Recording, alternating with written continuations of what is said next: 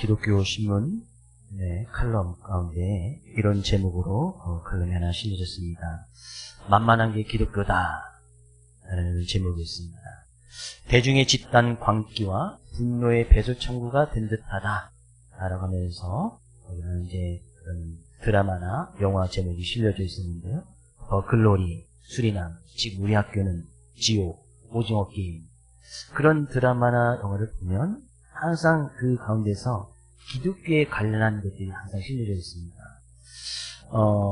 대표적인 것, 더 글로리 보셨는지 모르겠는데 저도 재밌게 보긴 했습니다만 그 가운데서도 약간 이제 좀 꺼리끼는 부분이 좀 없지 않아 있었습니다. 그 가운데서 이제 그 대화를 이끌어가는 장면 가운데서 예배를 드리는 그 가운데서 그 목사 딸이 교회 지하에서 마약을 하는 그런 장면들을 이렇게 실어놓습니다. 물론 이제 작가라든지 감독은 어떤 이제 사람들의 어떤 이제 성공이라든지 흥행을 위해서 분명히 연출하는 부분이 없지 않아 있습니다. 그걸 만들어놨는데 사람들이 보지 않거나 흥행하지 못한다면 그만큼 이제 실패하고 이제 그만 버리는 것이기 때문에 흥행과 성공을 위해서 연출하는 그 소재를 이야기할 때에 교회의 이야기를 쓴다는 것은 그만큼 교회가 세상 가운데 많은 관심의 대상이 되고 있다는 사실이 분명합니다. 어느 드라마에서는 목사가 마약을 팔고 이익을 취하는 일에 거기 이제 목사가 중심이 되어져 있는 그런 드라마도 있습니다. 물론 기독교가 현재 우리나라 사회에 아니 전 세계 가운데 선한 영향을 끼쳤던 것은 분명한 기정사실입니다. 우리나라에서도 이제 개화기를 거치면서 이제 복음이 들어오고, 우리나라 교회가 점점 세워지면서 한국의 어떤 교육이라든지 의료시설, 복지시설, 각 분야에서 또 문명국으로 나갈 수 있도록 이 복음과 함께 이 땅에 뿌려진 기독교 덕분이라는 사실은 누구나 다 인정하는 사실입니다. 3.1운동 때도 선봉에서 던 사람들이 대부분이 기독교인들이고, 한국 전쟁 때도 고아를 돌보고 고아원을 세워나오고 그런 시설을 세워나갔던 것이 기독교가 가장 앞장서고 있었고, 지진이나 또 해외 전쟁 현장에 가장 먼저 달려가서 생명을 구하고 그들의 슬픔을 위로해주는 것이 가장 먼저 하는 것이 바로 기독교 단체입니다. 근데 지금은 그런 한류 열풍이 지금 막 불어보고 있는 그런 가운데서 그런 드라마들이 공개되어지고 또 기독교를 비하하는 내용이 부각되면서 실제적으로 선교 현장에 있는 그곳에서는 선교에 어려움을 겪고 있다는 그런 이야기가 합니다. 기독교 이렇게 비하적으로 나오니까 현장에서 한국인 선교사님들이 선교하는데 또 어려움을 겪고 있다는 사실이죠. 어쩌다 기독교가 이렇게 동네북이 됐을까? 그 칼럼의 주제 내용은 바로 그렇습니다. 왜 기독교가 이렇게 기승전 기독교, 그것도 나쁜 상향력으로 사람들의 어떤 지탄의 대상이 되고, 사람들의 미움의 대상이 되고, 어떤 믿는 사람들이 믿지 않는 사람들이 또 욕을 먹는 그런, 게 되어져 버렸을까. 예수님께서도 당시에 사역을 하셨을 때 예수님을 미웠기 때문에 예수님을 믿는 사람들도 같이 미움을 받을 것이라. 과연 그 말씀 때문에 그럴까요? 요한복음 17장 14절 말씀 가서 같이 한번 읽어보겠습니다. 내가 아버지의 말씀을 그들에게 주었사오매 세상이 그들을 미워하였사오니 이는 내가 세상에 속하지 아니한 같이 그들도 세상에 속하지 아니함이니이다. 예수님께서 복음을 증거하셨을 때 예수님을 많은 사람들이 미워했습니다. 그 예수님 믿는 제자들 당연히 미워함을 받았겠지. 정말 이 시대에 기독교가 욕을 먹고 세상으로부터 지탄의 대상이 되고 손가락질 당하는 것은 정말 우리가 예수님 믿는 그 믿음 때문에, 예수님 미워했기 때문에 우리도 덩달아서 그렇게 미움을 받는 것일까요? 오히려 저는 그 반대가 아닐까 생각을 해봅니다. 물론 이런 현실이 마음이 아프고 그것 때문에 저도 고민하고 기도하는 그런 입장이 있는데, 왜 이 기독교가 분명히 세계 역사 가운데, 우리나라 역사 가운데 선한 영역, 좋은 영역을 끼치는 그런 분명한 역사적 사실이 있음에도 불구하고 지금 이 현 시대에는 오히려 대중들의 지탕이 대상이 되어버리고 어떤 인기를 끄는데 그런 소재로서 교회 이야기, 목사 이야기, 그런 이야기가 계속해서 사용되고 있을까? 지금 사용되는 드라마 건데서도 교회 이야기 종종 잘 나오고 있습니다. 네, 그것이 좋은 방향으로 나오느냐? 대부분 그렇지 않습니다. 오히려 무당이나 주술을 하는 사람, 철학관, 그런 사람들 이야기에 귀를 기울이고 마치 운명적인 것처럼 그런 것을 갖다가 계속해서 소재를 사용하고 그것이 마치 진리인 것 마냥 따라가는 그런 쪽으로 드라마나 영화들이 만들어진 것을 보게 됩니다. 왜 그럴까? 오히려 저는 그 반대, 디모데후서 2장 20절 21절 말씀 가서 같이 읽어보겠습니다. 큰 집에는 금그릇과 은그릇뿐 아니라 나무그릇과 질그릇도 있어 귀하게 쓰는 것도 있고 천하게 쓰는 것도 있나니 그러므로 누구든지 이런 것에서 자기를 깨끗하게 하면 귀히 쓰는 그릇이 되어 거룩하고 주인의 쓰심에 합당하며 모든 선한 일에 준비함이 되리라. 집에 금그릇, 은그릇, 나무그릇, 질그릇, 그 그릇이 어떤 종류로 만들어지느냐, 그것은 중요하지 않습니다. 그릇의 크기도 중요하지 않습니다. 오히려 그 그릇이 깨끗하냐 안 깨끗하냐, 그 집의 주인은 그 그릇의 깨끗함을 보고 주인의 쓰심에 합당하여서 그런 모든 일을, 선한 일을 할 수 있도록 준비함이 되어서 그 그릇을 사용하시겠다 그러네요. 아무리 금 그릇이면 뭐합니까? 거기에 재가 묻어있고 똥이 묻어있으면 그 주인이 절대 금 그릇을 쓰지 않습니다.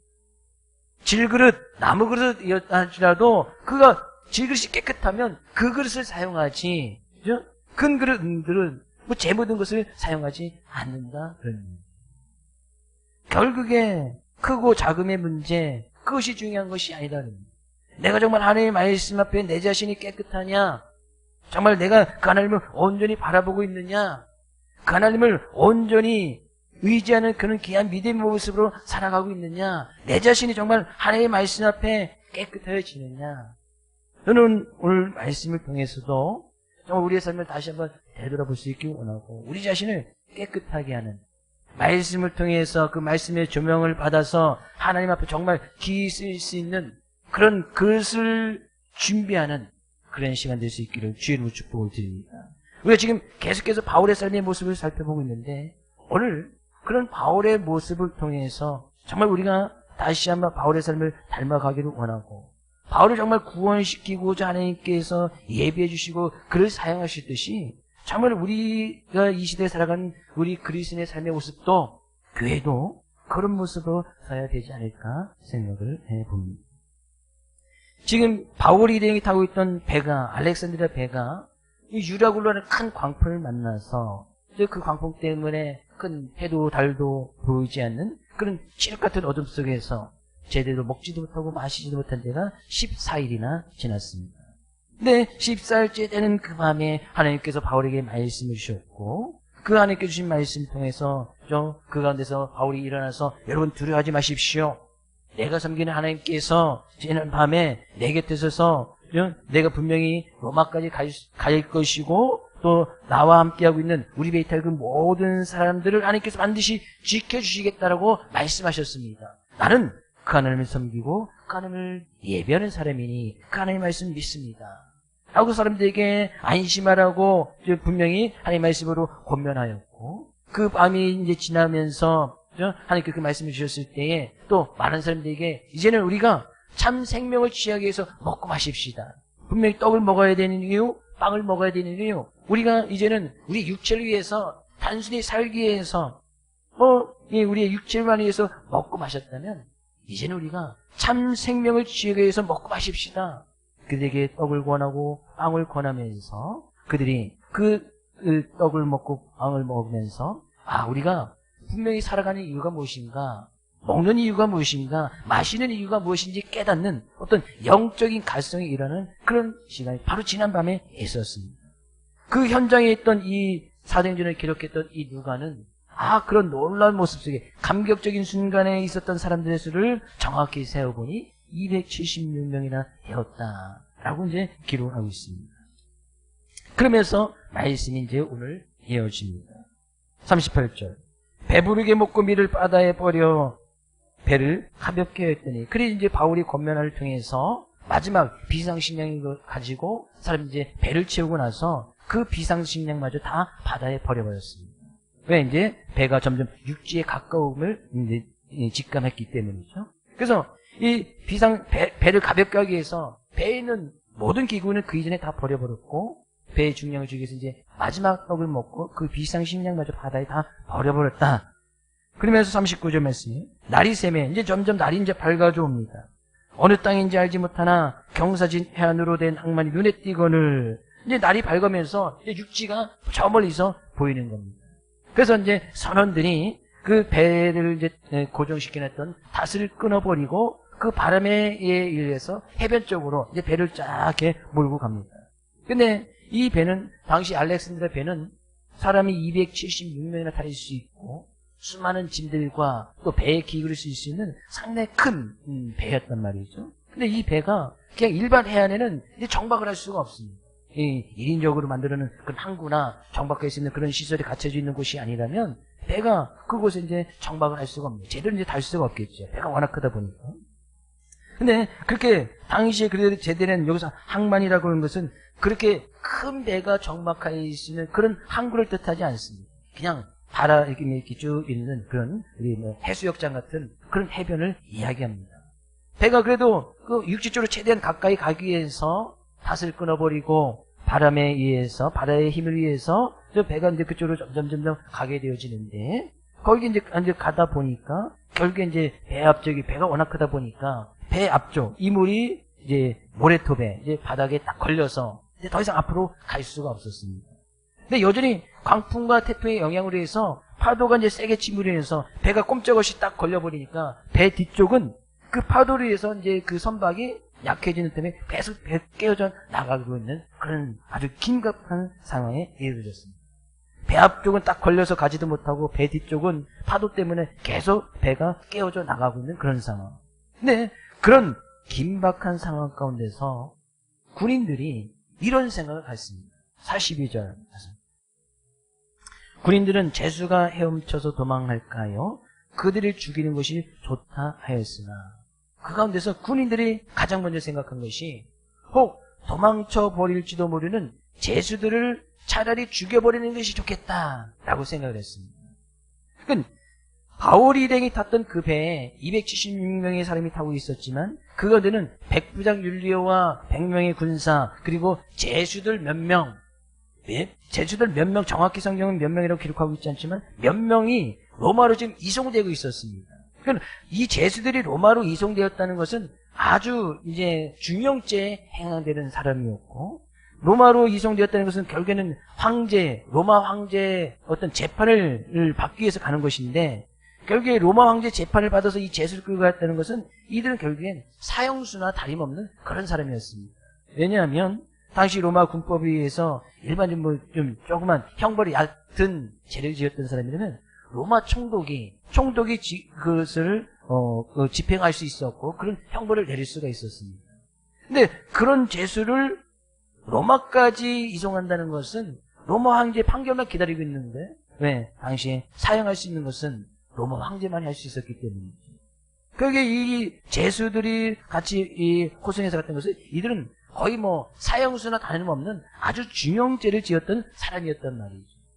근데 만약에 그런 사형수나 죄수들을 이송하다가 그 사형수나 죄수가 도망쳐버리면 그 놓쳤던 경비병이나 호송병이 그와 똑같은 죗값을 물어야 됐습니다. 만약 이 사람이 사형수라는데 사형수를 놓쳐버리면 그 호송했던 그 사람이 사형을 당하게 되어졌습니다. 그러니까 이 군인들이 죄수들을 행위나 그 가운데서 그 긴박한 상황에서 죄수들이 도망치면 그거에 대한 책임은 자기들이 다 묻는 거예요. 그러니까 이 죄수들을 죽이는 것이 좋다. 근데 이 죄수 가운데서는 바울까지도 포함되어 있었습니다. 물론 바울은 그런 중한죄를 지은 그런 죄수의 모습으로 끌려가는 것은 아니지만 바울도 어차피 미결수란 말이죠. 그러니까 바울이 로마 황제한테 항소였기 때문에 그가 로마 군법을 어긴 적도 없고 종교적인 문제로, 당시 종교적인 문제로 인해서 바울이 로마의 황사였기 때문에 바울도 같이 가는 거 아니겠습니까? 근데 제수들을 죽인다 하면 군인의 입장에서는 이 바울까지도 같이 죽여버릴 수밖에 없는 거예요. 그때에 43절 백부장은 또 다른 생각을 가지고 있었습니다. 백부장이 바울을 구원하려 하여 그들의 뜻을 막고 헤엄칠 줄 아는 사람들을 명하여 물에 뛰어내려 먼저 육지에 나가게 하고, 근데 그 가운데서 백부장이, 군인들은 그 긴박한 상황 가운데서 자신들에게 오게 될 어떤 이 책임을 회피하기 위해서 이 제수들을 죽이려 했지만, 이 백부장 율리오는 오히려 그 가운데서 바울을 구원하기 위해서, 바울을 살리기 위해서 군인들의 뜻을 제지해버립니다. 그리고 우리가 생각해보면 뭐 그 제수들을 잃어버려도 최종적인 책임은 이 백부장에게 있는 거 아니겠습니까? 뭐 군인들에게도 물론 책임이 가겠지만 그거에 대한 모든 총책임은 이 백부장이 질 수밖에 없는 거예요. 근데 그 백부장이 바울을 살리기 위해서 군인들의 뜻을 막아버렸다는 거예요. 그 긴박한 위기 상황 가운데서 군인들은 제수들을 죽이자, 만약에 그런 제수들을 죽여서 그 군인들이 로마에 갔다면 어쩌면 로마 황제로부터 포상을 받을지도 모르겠어요. 그런 상황 가운데서 그 위기 상황을 잘 처리해서 제수들을 죽였고 그것을 인해서 또 사회적으로 또 악영향을 끼치신 것을 미연에 방지했기 때문에 포상을 받거나 상을 받았을지도 모르겠습니다. 근데 그런 가운데서 이 백부장이 바울을 구원하기 위해서, 다른 제수가 아니었습니다. 바울을 구원하기 위해서 그 군인들 뜻을 제지했다는 것은 그 모든 책임은 자기가 지겠다는 거 아니겠어요? 다른 제수를 행해나 놓쳐도 그 모든 책임은 자기가 다, 책임적인 책임은 자기가 다, 백부장인 자기가 다 지겠다는 거예요. 그 이유는 뭐예요? 바울을 살리기 위해서. 다른 이유가 아니었어요. 그 긴박한 상황 가운데 군인들이 원하는 뜻도 맞았지만 이 백부장은 그 모든 책임은 내가 질 것이니 바울을 살리기 위해서 모든 책임을 자기한테 다 감수시켰다는, 자기가 다 받겠다고 이야기했단 말이에요. 결국에 어떤 일에 이 백부장처럼 책임을 진다는 것은 그 책임에 수반되는 희생과 불이익을 기꺼이 감수하는 것을 의미합니다. 우리가 오늘 뭐 어린이 주일, 어버이 주일로 뭐 겸해서 하나님한테 예배를 드리고 있지만 분명히 우리는 가정에서도 그 맡겨진 일에 대해서 분명히 책임이 따릅니다. 뭐 가정에서 아내와 남편, 아내로서 져야 될 책임이 있고 남편으로서 져야 될 책임이 있고, 또 분명히 부모로서 져야 될 책임이 있고 자녀된 입장이면 자녀로서 분명히 해야 될 그 많은 일이 있습니다. 뭐 가정에서 희생은 어머니만 하는 것이다? 결코 아니죠. 어머니로서 책임이 있으니까 그만큼 희생을 하는 것은 어머니만 하는 것이 아니에요. 분명히 아버지면 아버지로서 분명히 희생해야 될 부분이 있고, 부모면 부모로서 분명히 희생해야 될 부분이 있고, 자녀들은 부모들의 희생이 당연하다고 생각해서는 안 됩니다. 자녀면 자녀로서 분명히 해야 될 책임이 있고, 책임이라는 것은 그에 따르는 분명한 희생이 있고 불이익을 감수해야 된단 말이죠. 대부분의 사람들이 어떤 그런 책임지는 자리를 꺼려하는 이유가 바로 거기에 있습니다. 왜? 그런 자리에 가면 분명히 희생이 있고 책임져야 되는 부분이 있고 그만큼 자기에게 불이익이 있는 것을 싫어하기 때문에 책임 있는 그런 자리에 가려고 하지 않습니다. 어떤 리더의 자리에, 어떤 직분의 자리에, 그런 자리에 잘 하려고 하지 않아요. 왜? 그만큼 희생이 되니까. 그만큼 불이익이 있을 수 있으니까. 그래서 우리의 이것이 뭐 교회일 뿐만 아니라 뭐 가정 안에서도 내가 아내로서 남편으로서의 책임을 다하지 않고 그만큼 희생하지 않다면 그럼 그 가운데 반드시 불화가 있고 싸움이 있는 것이 아니겠어요. 부모와 자녀가 돼도 마찬가지 아니겠습니까?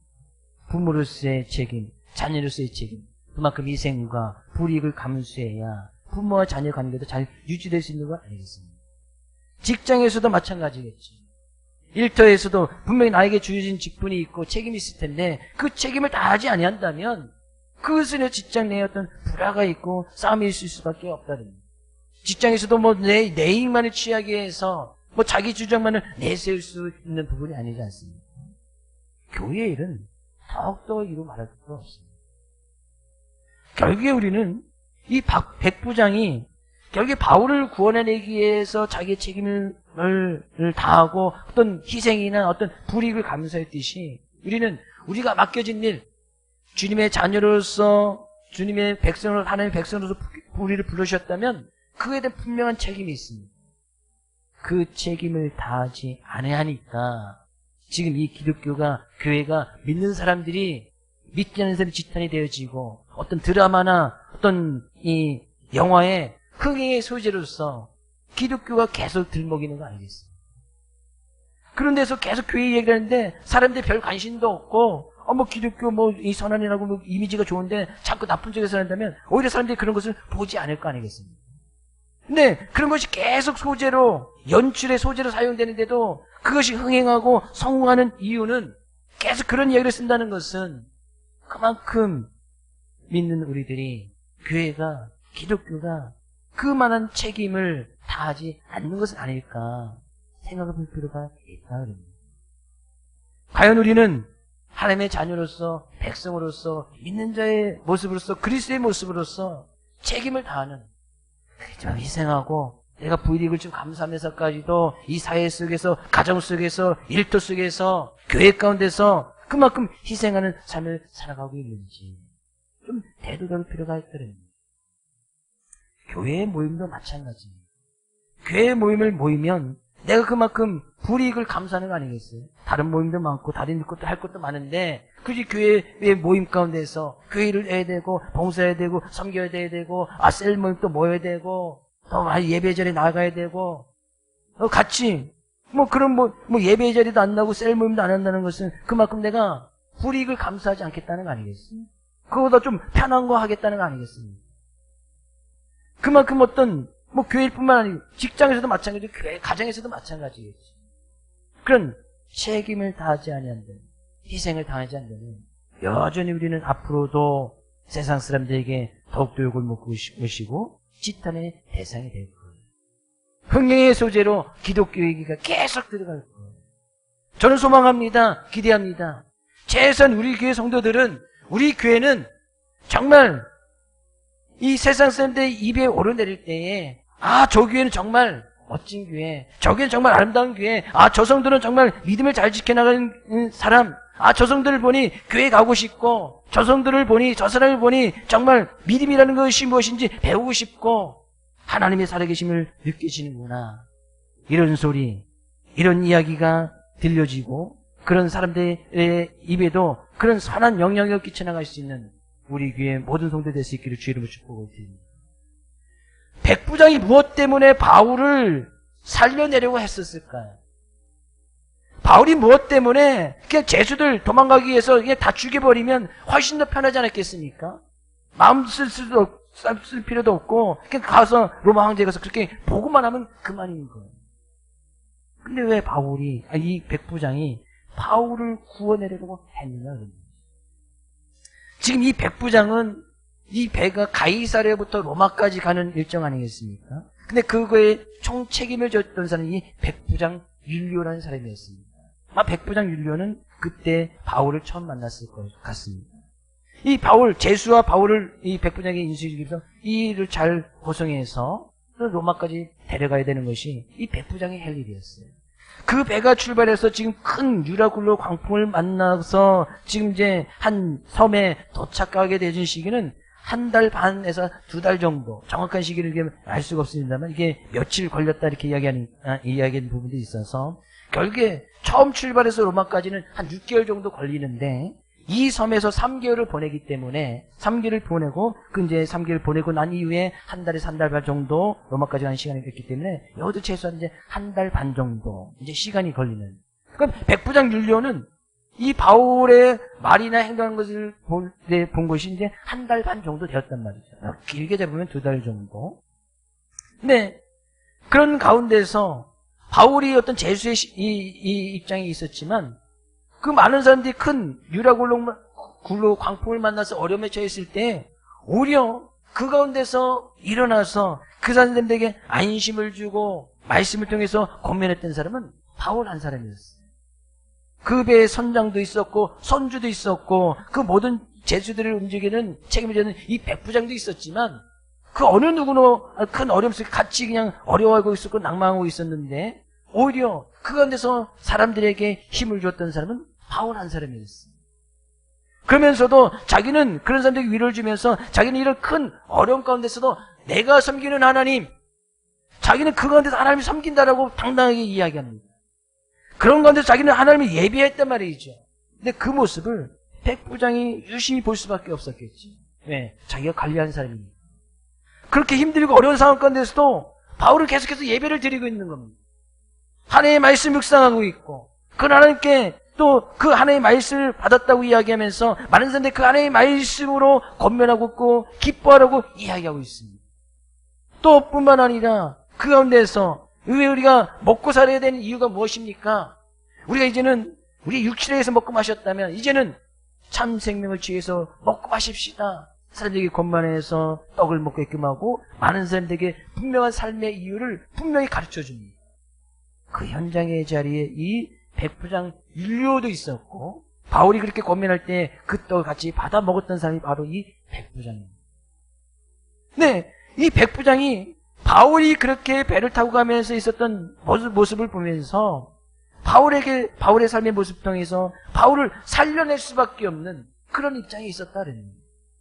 바울이 죄수도 아니었고 그의 삶의 모습을 통해서 많은 사람들에게 위로를 주고 자기는 분명히 하나님을 섬기는 하나님이다, 내가 섬기는 하나님이다, 하나님을 섬겨야 된다고 하고 그 많은 사람들에게 우리 하나님을 강조하면서 여러분들도 그런 하나님 믿어야 되고 그런 하나님의 주시는 은혜를 얻기 위해서 참 생명 얻기 위해서 우리가 떡을 먹고 마셔야 되는 분명한 삶의 목적도 이야기해 주면서 사람들이 어떻게 살아야 될지를 권면하고 힘썼던 사람이 바로 이 바울이었어요. 그 모습을 이 백부장이 다 옆에서 지켜줍니다. 하나님께서는 그 백부장을 통해서 바울을 구원해 내시는 거예요. 하나님은 하나님을 믿지 않는 그 백부장을 통해서도 바울을 살려내시고 구원해 내시더라 그럽니다. 하나님께서는 그렇게 역사하시더라 그럽니다. 믿지 않는 이 백부장이, 믿지 않는 군인이 하나님 믿는 이 바울을 그냥 죽여버리는 것이 아니라 오히려 그 가운데서 그들을 살려내기 위해서, 그를 구원해내기 위해서, 바울을 구원해내기 위해서, 바울 일행을 살려내기 위해서 오히려 힘써 나가도록 하나님께서 지켜주시고 보호해 주시더라 그럽니다. 왜요? 백부장이 바울의 삶의 모습을 분명히 봤기 때문에.